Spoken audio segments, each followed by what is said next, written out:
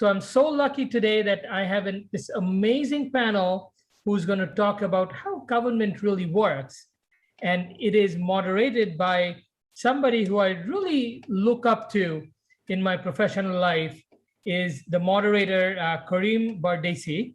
And I know Kareem because I attended Maitree Policy School, and Kareem was one of our professors. And I learned so much from him. So I had to ask him and see if he could come and share some of his wisdom.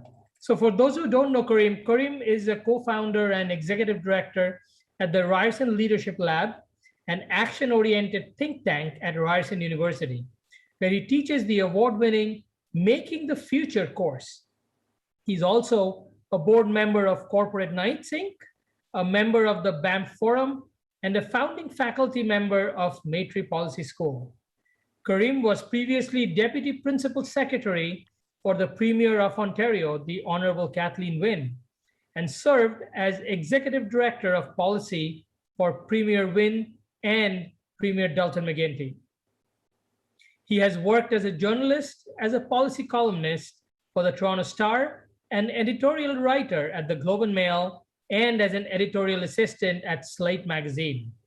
Kareem holds a master's in public policy from Harvard's John F. Kennedy School of Government and a BA from McGill University. Kareem, thank you so much for moderating this panel, and welcome.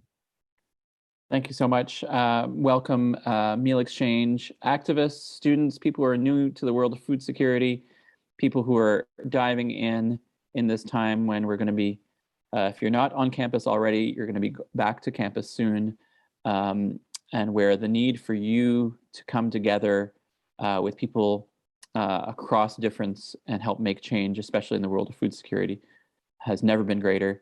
This is your time. This is our time to take the learnings from the pandemic that you've seen on the ground, that people in power need to know about, to take those learnings and to really help drive some change in your communities, on campus and beyond. And I'm so thrilled, Suman. Thank you for inviting me to moderate this panel.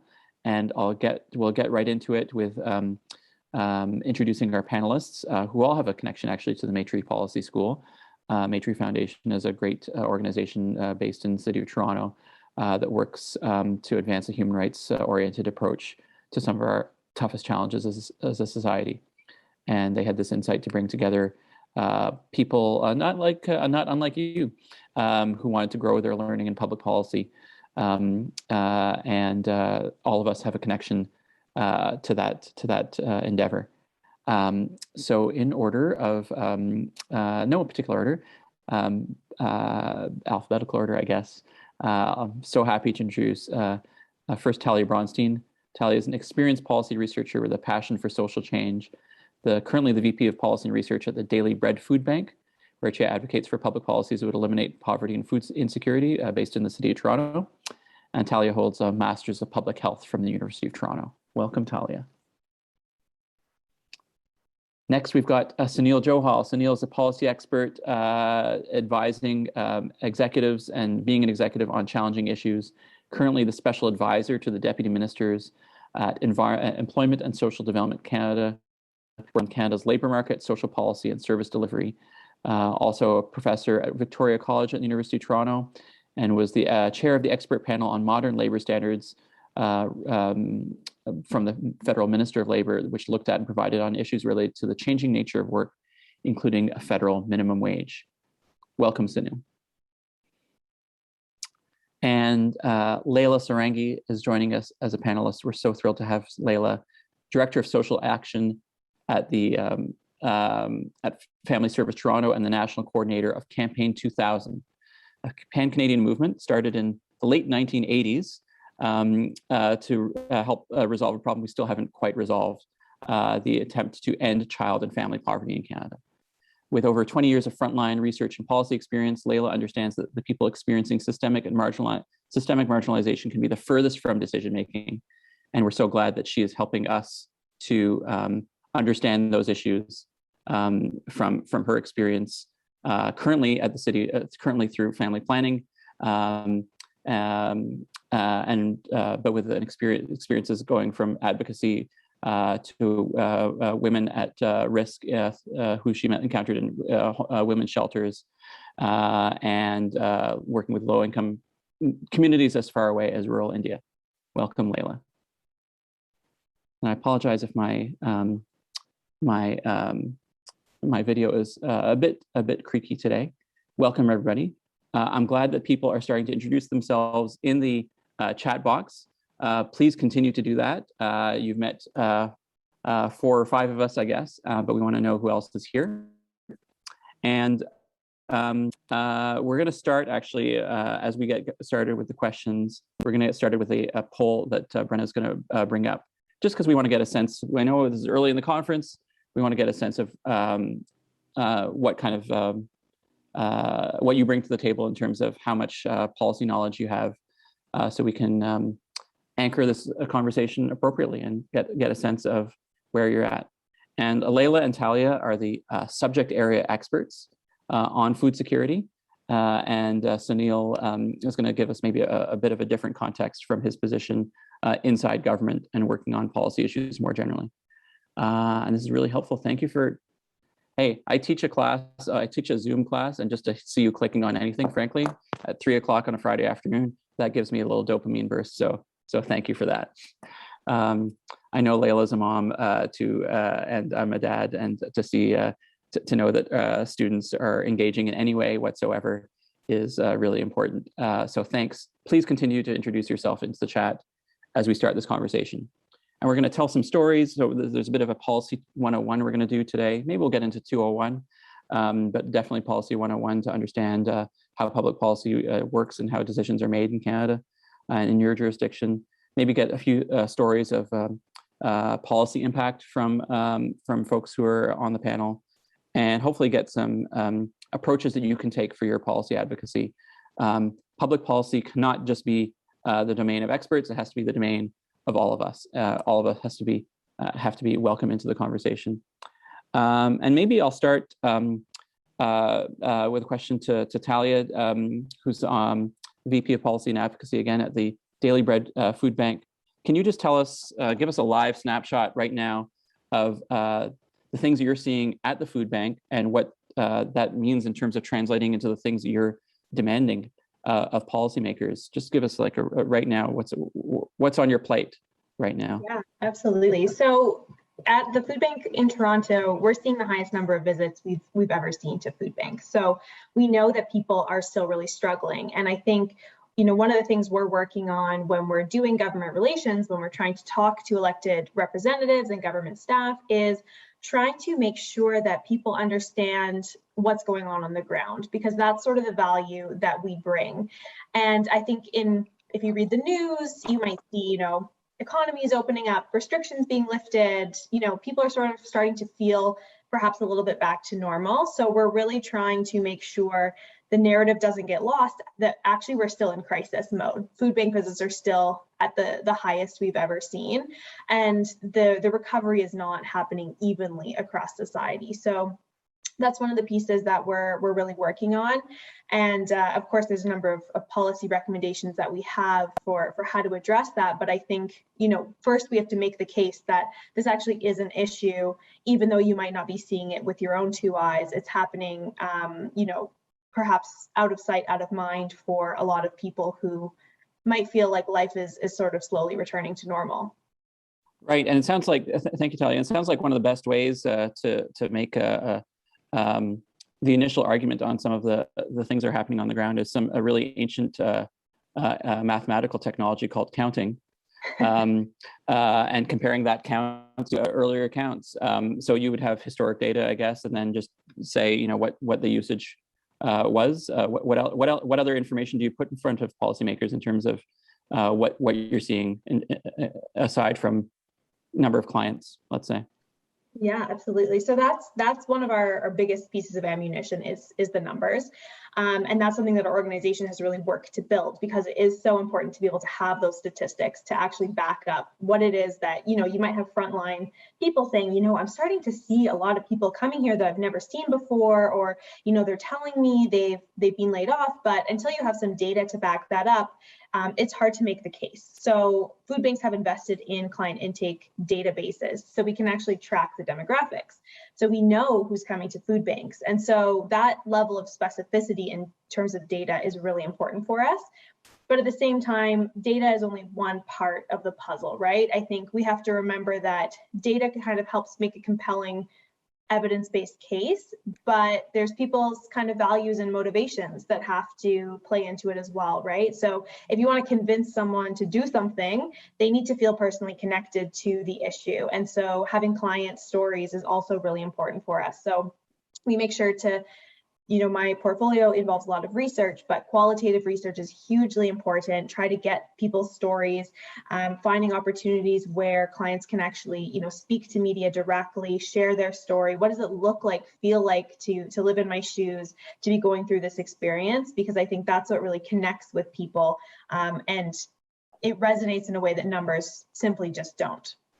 Thank you, Talia. I want to pick up on that values and motivations and stories aspect of policy advocacy and policy change. And my question to Leila and all of you, please feel free. You are, the students, you really don't know how blessed you are with this panel. So I'm gonna serve up whatever, and you guys take it where you will. But Leila, Campaign 2000 has been around for a while and has had a really solid core set of values and motivations. Can you tell us what those values and motivations are, and how you try to express them? Yeah, so I mean, for us, we believe that poverty is an idea that we've conceptualized. It's something that's not, inherent to us and to society, and that policy and strong public policy and programs that are well funded, I don't want to lose that funding piece, can actually help to end poverty. And I think that's our core driver, is that we really do believe that we don't have to have poverty in a country that's as wealthy as Canada. And we do various things. So we have an annual report card. When that promise was made in 1989 to end child poverty by the year 2000, nonprofit organizations that were working in that space convened and said, like, in 91, wow, the rates of child poverty are actually going up instead of down. And that was because there was a resolution that was passed in the House of Commons. And it was, of course, a beautiful vision that nobody could say no to, but there was no policy attached to it. There was no program, there was no plan, and there was no accountability. So nothing happened. And these organizations came together to say, we need to hold the government accountable. And so they started doing an annual reporting. And this year, actually, in a couple of weeks, we'll be releasing our 30th annual report. But that storytelling, I just want to pick up on that. It's such a key piece to the work, at least that I've been doing throughout my career. And it not only is so important to understand how policies are impacting people in neighborhoods by telling the story, but actually creating that space and supporting people to engage in these kinds of democratic processes can be very empowering. So I've heard, people say, for example, when I supported a group of women to depute on the poverty reduction strategy that was being developed in Toronto, and we went to City Hall, and they had practiced with me, and we came up with the key messages, and then we all took the TTC, the transit, and we got to City Hall. And when they had that 5 minutes in front of the mayor to tell their story, women who had been gone through so much in their lives, and they had that 5 minutes, and they had the ear of the mayor and council. And when we left, they were like, wow, if I can do that in front of the mayor, then I can help advocate in other ways in my life. I feel like I can stand up to my landlord now, who's been pushing me around. It's just this very empowering experience as well. So in addition to all the things Talia just said, it's also at the other end feels really good and can be life-changing to support people when we engage in these processes that that are supposed to be democratic, and we have the rights to engage in all of those. And maybe can I just pull out two maybe teachable aspects from what you just said, Layla?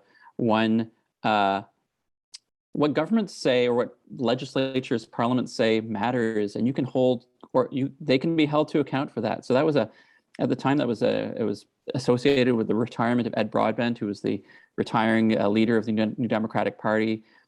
Parties came together in the House of Commons with this resolution of great ambition, but no plans under the ambition. And look, everybody, 32 years later, there's an organization that has taken those words and is still in a daily basis holding the powers that be to account, and has brought together a whole set of organizations around that.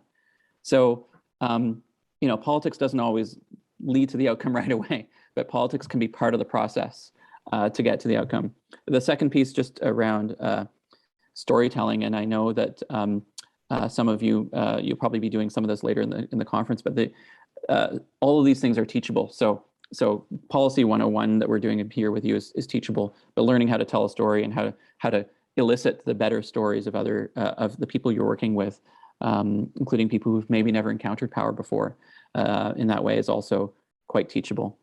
I want to pivot a bit in my question to Sunil, and we're going to start rolling a bit, and I want you to start to riff off each other. And I see some student questions coming into my Google Doc, but please start sending them in or posting them into the chat. We're happy to take them in whatever fashion you like. So this is a group, Sunil, that is passionately dedicated to the cause of reducing food insecurity. And I just described some of the areas that Sunil worked on, the labor market, and how workers are affected by technological change, how workers can be protected as employment changes, as the rise of the gig economy means that people are less likely to be attached to a company or an employer for a long period of time. These are all areas Sunil is expert in, and there are government policies around this. Food security, though, seems to touch so many policy areas. And there's no one department of food security in Ottawa or in most provinces. So I want you to give maybe your best advice to folks who are starting on their journey, who want to make that big impact in the way that Layla's organization does, or Talia's organization. I don't know if Talia Daily Bread still wants to make itself fall out of existence. That's the famous story of Daily Bread in its early days. By solving these issues, what are the ways we can think about this issue where there's no department, where you might have some local activists who are engaged, where no one disagrees there's a problem, but where do you point at the solution when the problem is so large? Yeah, thanks, Kareem, and thanks for having me on the panel, Suman. Really glad to be here. Hi, everybody. So great question, Kareem. I mean, I think as Talia mentioned, I mean, this kind of starts with prioritization. If you're looking at it from a government point of view, I mean, we're in a time right now where there are lots of things happening, and there are a lot of issues that need addressing coming out of COVID, as we hopefully are. And the reality is, for governments in Canada and around the world for that matter, their kind of bandwidth is fairly limited. I mean, if you think about, for example, like a cabinet meeting, so that's where the federal cabinet or provincial cabinets would meet once a week and talk about the biggest issues happening at the national level or in a provincial context. I mean, typically a cabinet meeting is only going to have 4 or 5 items on the agenda every week, but there are probably dozens and dozens of issues we would love to have cabinet consider and debate and discuss and develop new policies or new approaches. And so A, there's a prioritization challenge. B, there are probably more issues than ever that need some government attention or care and resourcing. And then C, I think we've heard from both Layla and Talia. I mean, how do you kind of penetrate that with a narrative, a story, a message is not easy to do, especially as you mentioned, when you've got an issue that is not necessarily kind of easily identifiable for government policymakers as, oh, that belongs to so and so, or that's clearly Ontario's issue, and they've got a ministry that deals with that. So for me, that's where it's about collaboration. It's about lots of different groups coming together and organizing, and individuals. It's about data. I mean, Talia mentioned kind of what's the data story, who's being impacted here. But I think it also has to be about outcomes, right? I mean, we're also entering a period in Canada probably where, due to demographics, due to other circumstances, we're not going to have probably as much money to spend going forward as we may have had over the past 2 years, over the past several years. So how do we focus on outcomes on an issue like food insecurity and show that it is connected to broader health and social outcomes? This is something that is connected to poverty issues. And maybe this is kind of in some ways like a bit of a golden key. If you can unlock the answer here, this could have flow through effects and benefit people and communities in a number of different areas. So for me, it's kind of, it's all of those things combined. And I mean, be happy to hear from Leila and Talia on what they think about that, because they're kind of much more connected, obviously, to this particular issue than I am. Do you want to react? Yeah, I'd love to jump in on that. I think so. I think a really prime example right now at the federal level, there's a national poverty reduction strategy. That's great. There's also a national food policy that's in production. So you can kind of imagine when we think about food insecurity, and everyone here, has a passion for that. So you're probably aware of this, but just in case, just to level set, when we're talking about food insecurity, we're talking about a couple different things. We're talking about people's access to food, certainly. So whether food is readily available, what kinds of food, the affordability of food. But we're also talking about the income side of the equation. Can someone afford food? Do they have a place to live where they can actually cook food? So it's very much an issue that spans kind of poverty reduction as well as food policy. But at the federal level, we have these two distinct strategies. One's already developed, one's in the process. So I think an important question for folks that are outside of government is, how do you build that bridge? Because government is not necessarily known for spanning or breaking down silos between departments.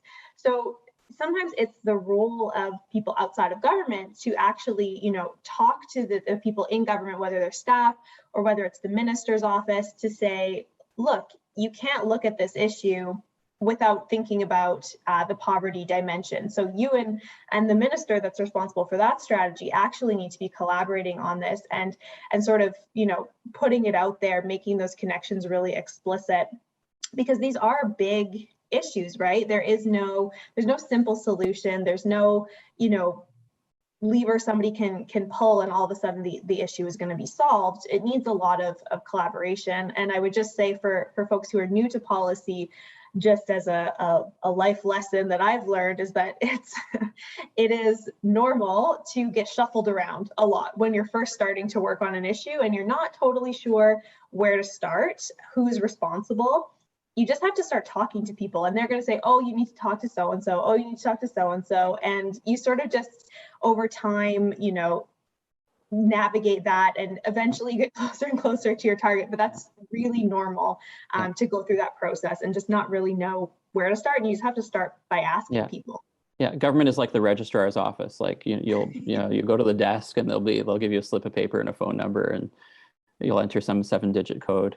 I think it's important to. I just want to help differentiate for folks. We've used a few terms here, but one key differentiation in Policy 101 is to understand that in general, either in government anyway, there's a sort of difference between the elected officials, the people who hold the official positions as parliamentarians or as ministers or as councillors, and their personal staff, which are quite small, and then the departments and the civil servants who run those programs, and they tend to stay with the government no matter from election to election, those people will stay in government. By and large, players on both sides and across parties in the first side, the political side, are well-intentioned people who are hardworking, but the systems and the constraints often are challenging. So maybe some advice, Talia or Leila, you mentioned.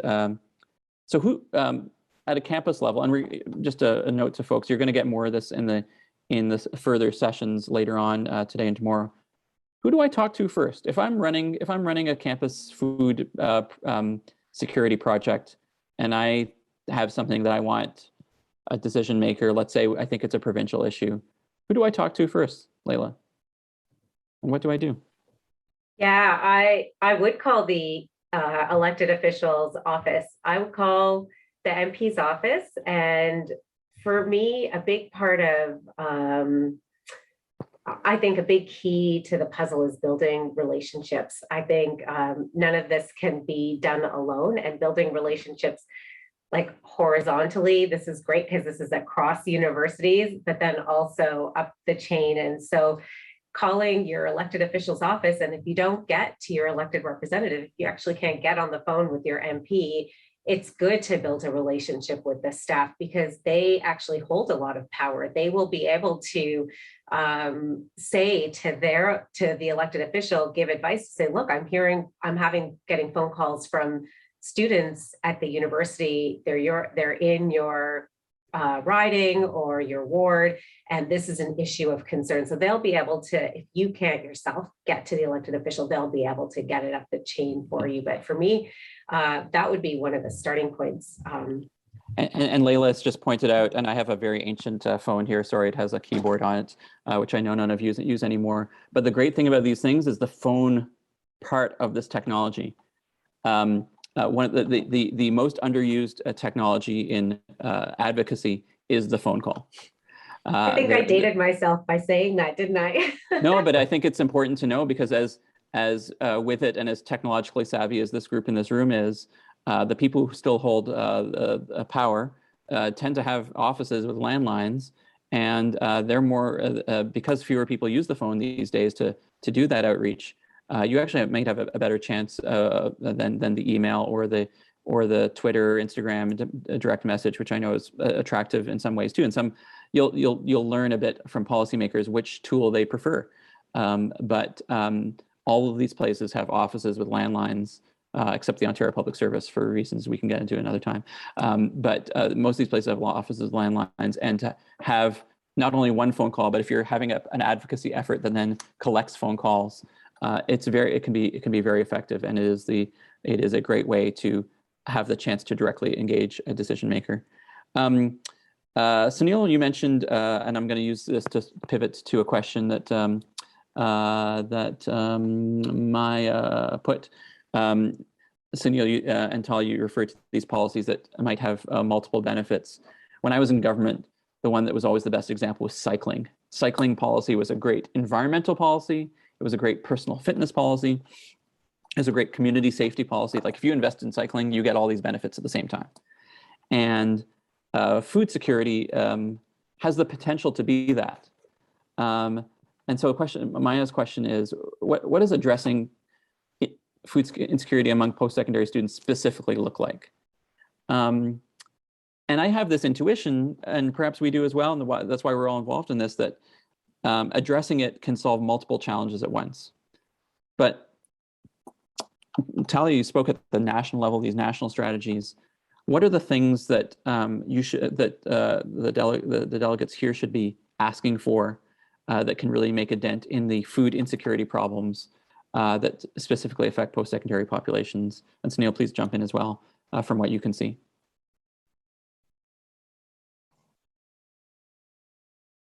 That's a very good question, and one that I don't have a brilliant answer for.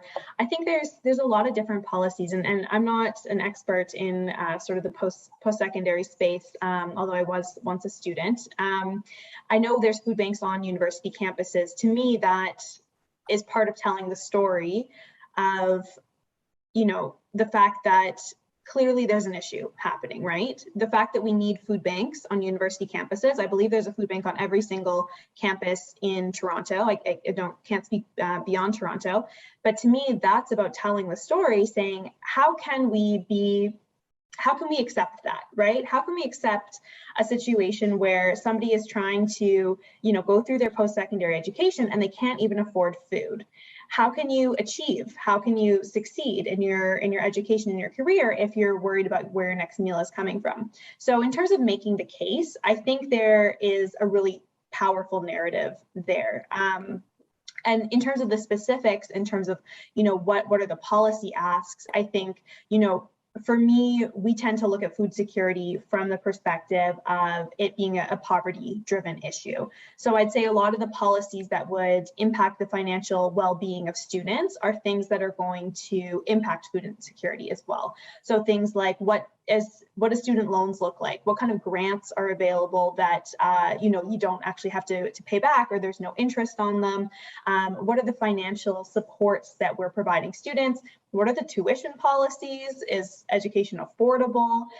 Those would be some of the big issues that I think are really important to focus on, but that you have to make the connection for why those things matter. If you're taking that food insecurity lens, it's not necessarily about food, it's about that affordability piece. Two lessons I'm drawing from this. One is problem identification is okay. If you do a good job of problem identification, it's not necessarily your responsibility to have all the answers. You can be part of a larger group, a larger groundswell of groups that are, I'm sure in Layla's coalition, there's a variety of groups that are doing different things. Some are maybe doing more on the problem identification side, maybe some are more on the solution side. The other lesson I just get from what you're saying, Talia, is that you don't always have to be on the nose. You can be beside the thing. The things that are beside the thing you care about can be very important, and you can actually find potentially a coalition of people to be supportive, to be interested. There's a question about it's a question from a student to Layla's point of calling your MP. Is it better to go directly to them or to try build momentum on a campus level first? So when do I go? When do I have my first interaction? If I've got an ask, or if I've just got a problem I need to help elevate. When best to do that? I mean, that's a really good question, and I think it depends on context. Like if your MP, like if the House isn't sitting and they're at home in their constituency in their constituency office taking meetings, and you haven't been able to connect with other people, I would just go straight to the MP app. Like, don't waste time. Just make a plug for your case, or start building those relationships. And you can do things on parallel tracks. I think it's important to keep track of what you're doing. So we will always document when we're meeting with people, who we're meeting, so that we can, what the asks were, what the meeting was about.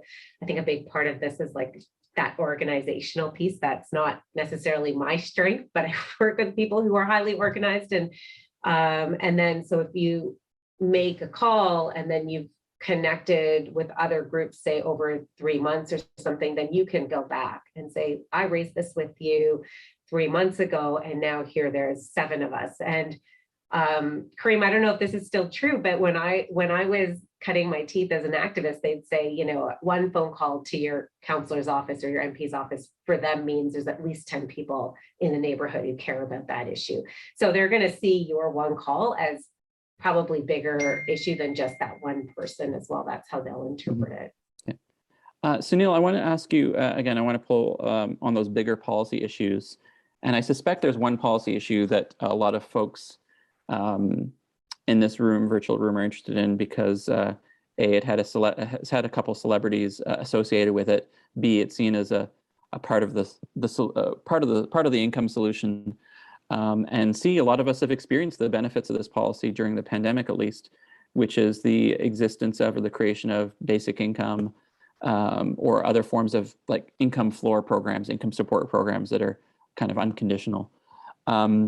I don't want to get into any one policy issue in this conversation, but I think that's one that I think we would all benefit from your hot take or not so hot take on, because it's something that I think a lot of, I'm guessing here, maybe just click yes or no or stop or thumbs down if you disagree. But I suspect it's something that people in this virtual room probably have a bit of familiarity with or have heard of through Andrew Yang or through some of the tech bros and through some of the things that have been happening in Canada, whether it's the report in BC or the pilot in Ontario.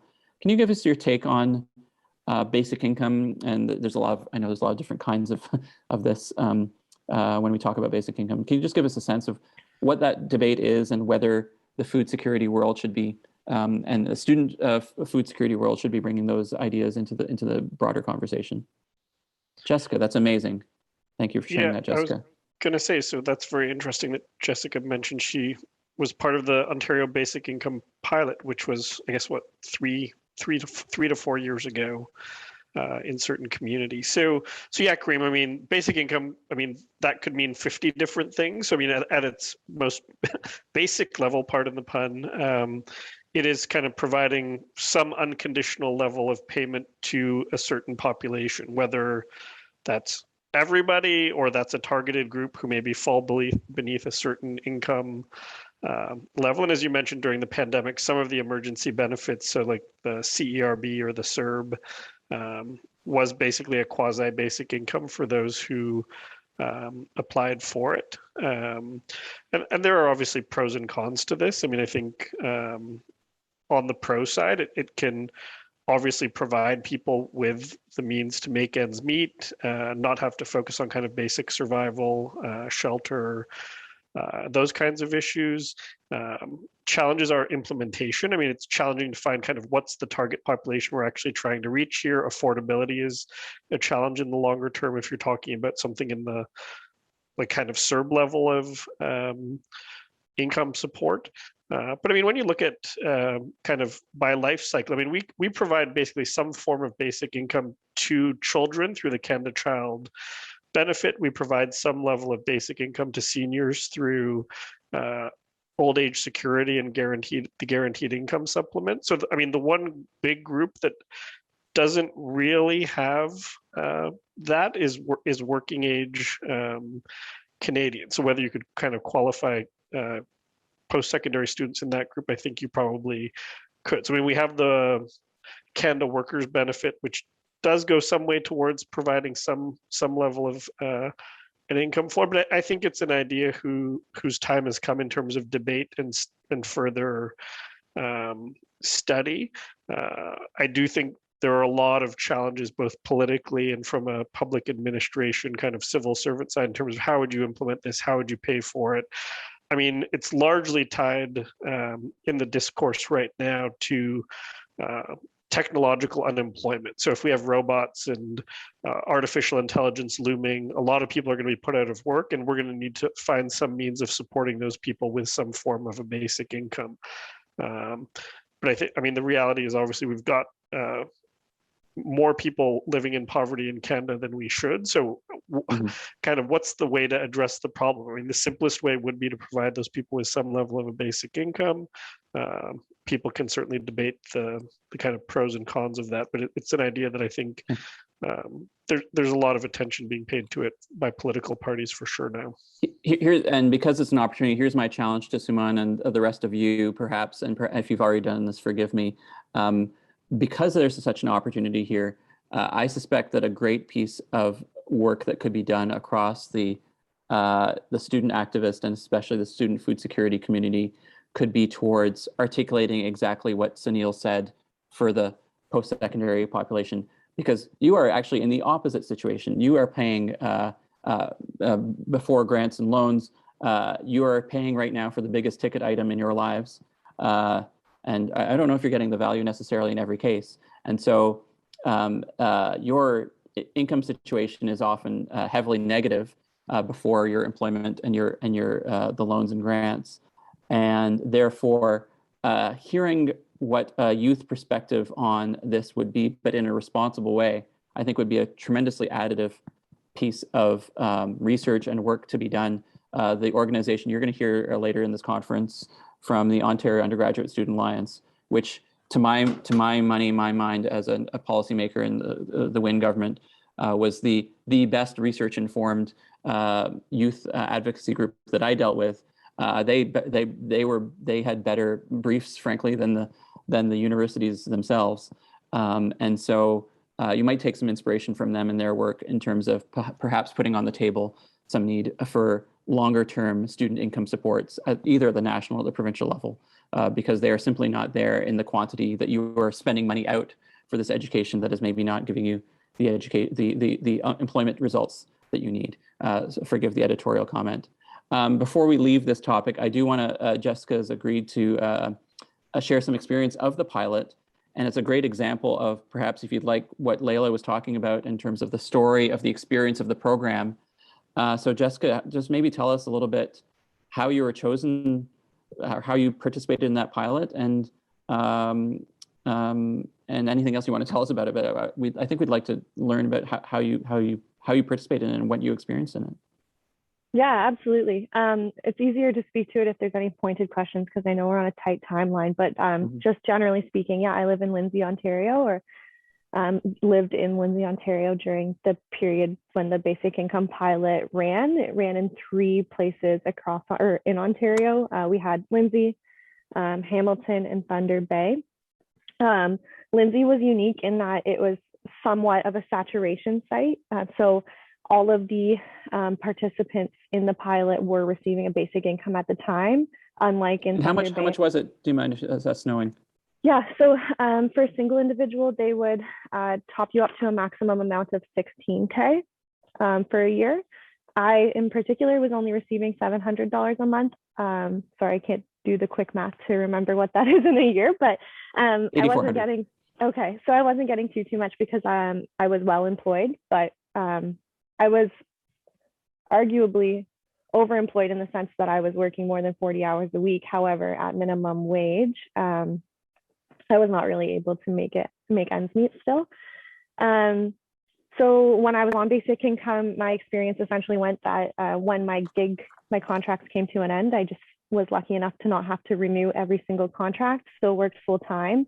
I had the opportunity to get civically engaged. That was sort of a highlight for me. That was my first time actually getting involved in the political sphere. I was a campaign manager for the Ontario Liberal Party for my local riding. So I got like really, really involved.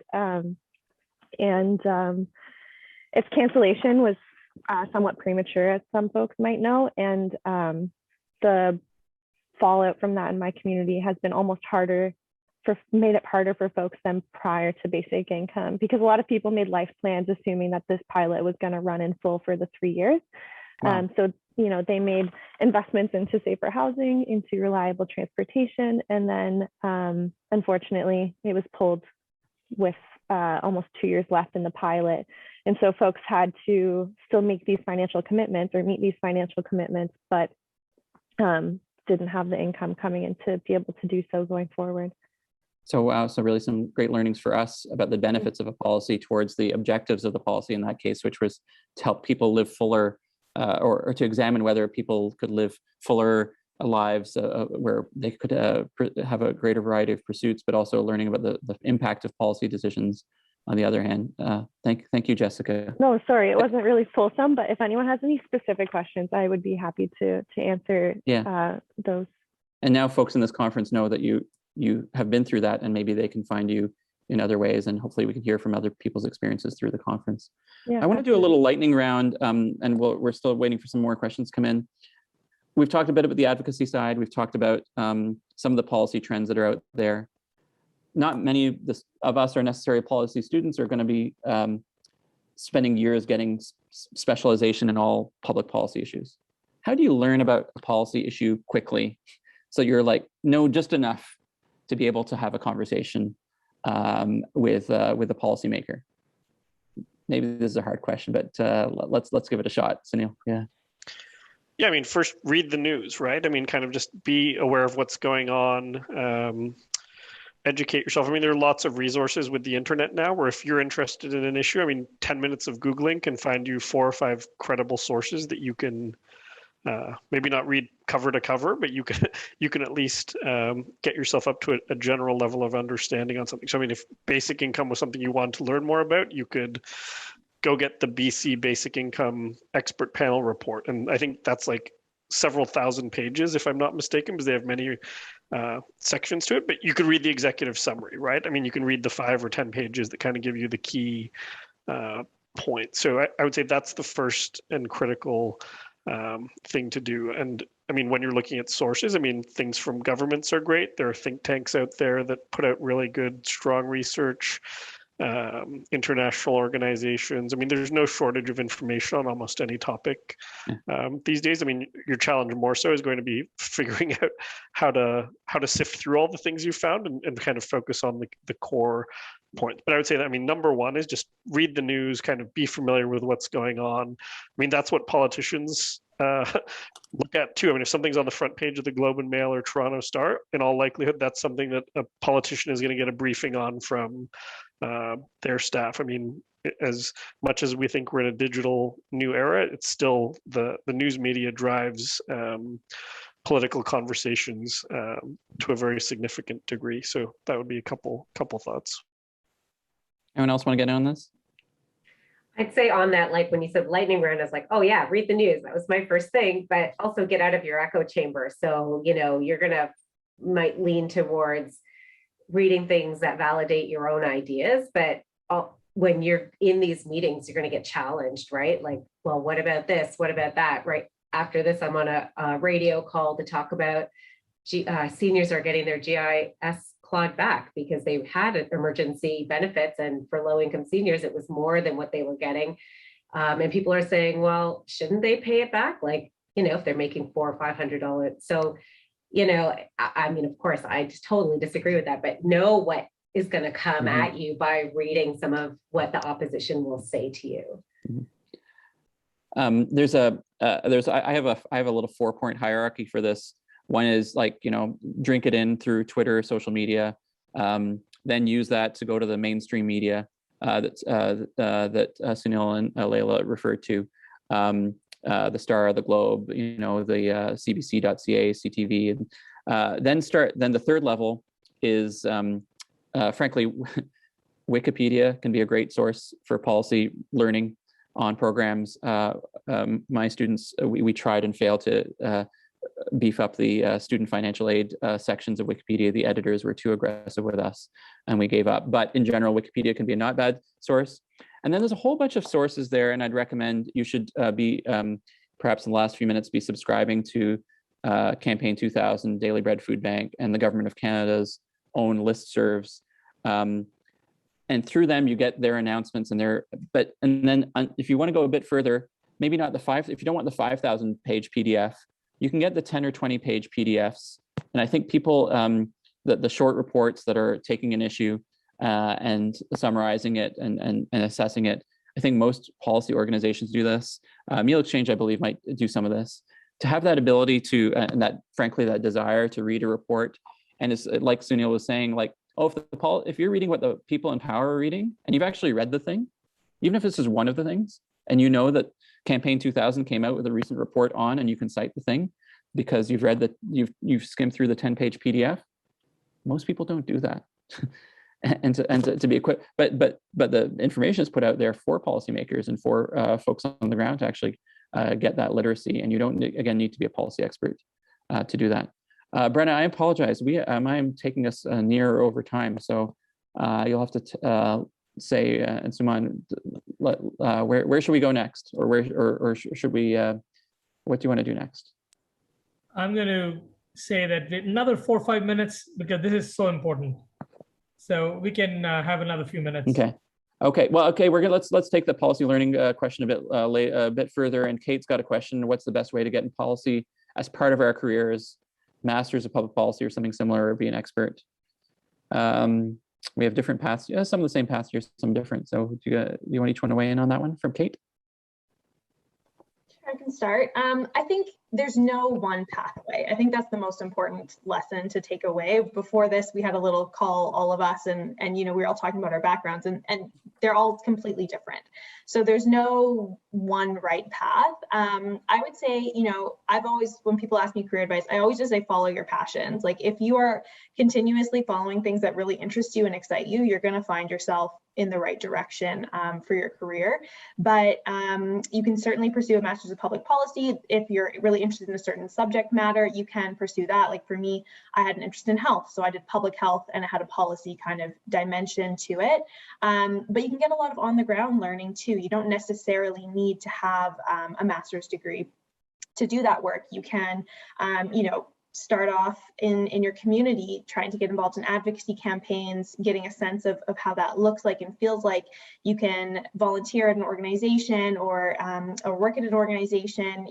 For example, I'll do a plug for Daily Bread, but we have an annual survey of food bank clients that happens every spring. And it's a great way to actually go out into the community, hear these stories from clients about their experiences, and be part of that policy process, because we use that to actually inform our policy recommendations and how we do our advocacy.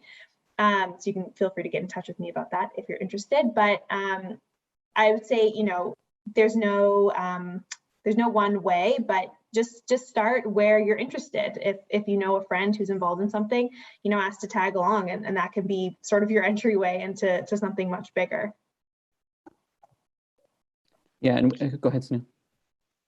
Yeah, sorry, Layla, I didn't mean to jump in before you did. But yeah, I echo everything Talia said. I think she put that very well. The only thing I would add is the great thing about public policy is it's very multidisciplinary. So, as opposed to saying, I want to be a lawyer, well, you're going to have to go to law school. Or if you want to be a doctor, you have to go to medical school. If you want to work in public policy, there are many, many routes into that domain, whether it's working with government or organizations like Talia and Layla's, or at a think tank, or kind of a whole range of different opportunities. I've hired, I've lost track of how many people I've hired in government jobs or in the think tank world and kind of policy roles. And they've studied geography, anthropology, economics, English, you name it. I think the key things, if you're interested in a career in policy, what people generally are looking for is like somebody with a critical mind, who can kind of understand complex issues, who can be creative, who can write clearly, express themselves in conversation clearly, and you can build those skills in a whole range of different areas. So whatever you're studying, you can probably take a course in policy and see if that's interesting to you before you kind of jump full scale into a master's of public policy. And you could still certainly kind of pursue a master's degree in any number of fields and still find your way back into a policy career. So I'd say exactly as Talia said, follow what you're interested in, and that's what will build your skills and kind of motivate you more so than kind of taking a very specific doctrinaire path. Yeah, and I just add to that, align with your values, identify what your values are and then align with that. So, for example, I've never worked inside government or for a think tank. I've always worked in community, neighborhood-based organizations, because that's where my, heart, and I really do believe that piece of it is so important when developing public policy. And I saw that as one of the biggest gaps and the place where I wanted to contribute. So I think, my advice would be know what your values are, and then try to find organizations that are aligned with the kind of thing that you want to contribute. And also check out job postings, right? There's places like Millennial Women in Policy does a job release, Policy, I think they're called, does a weekly job, policy jobs, TO. So take a look at what those folks are posting, and then you'll see the kinds of skill sets that people are looking for in a variety of different capacities in a variety of different organizations. And I'll just add in, these are all great pieces of advice. I would add in the teams that I have. I look for some people in the creative professions. So I'm always like, if you're a musician, if you're an artist, if you're a photographer, if you're a painter, illustrator, dancer, those capacities can be brought to bear on policy advocacy, policy learning, policy communications, and all kinds of really cool ways. And it's definitely going to be a more fun team if we have some of those people on the team as well. The chat is buzzing too. This is great. Keep going, and I'm so glad you're going to. And I think Layla made a really kind of helpful intervention to help respond to what, if I'm pronouncing that correctly, is saying that you don't actually ever have to enter the field that you can stay outside pointing at, or you can stay on the inside and be pointed at, and be a secret or not so secret ally of the people who are pointing at you. So these things are often collective endeavors. Even if everyone's playing their role, there are people who are hopefully aligned towards the larger pieces. I know there's a question from Rose towards the meal exchange as a whole. Maybe as we do an outro, Suman, do you want to maybe help answer that question or not? And I'll just say thank you so much, Leila, Talia, and Sunil, for this wonderful conversation. Absolutely. Thanks a lot. First of all, Kareem, Sunil, Leila, Talia, this was amazing. And it's so much value that the students are going to get out of this. Even we had around 65, 70 students on this session where we're going to have it posted on our website. So students who couldn't make it can learn how they can proceed in the policy work. So thank you all. This was brilliant. We will go right into our social hour within a couple of minutes. So please stay back, those who can, and we can get to chat and get to know each other. And I can answer any questions from the Meal Exchange perspective in that session. So thank you everyone for your time. And this was amazing. Thank you. Thanks, everybody. Thanks for having me. Thanks so much, everyone. Take care. Okay. So this was certainly an absolutely amazing session. Oh my God. I was trying to make notes, and finally I said, I got to look at the video and make notes later because there was so much learning. I've been in policies for the last little while, but it's such an amazing team of speakers we had today. So thank you all.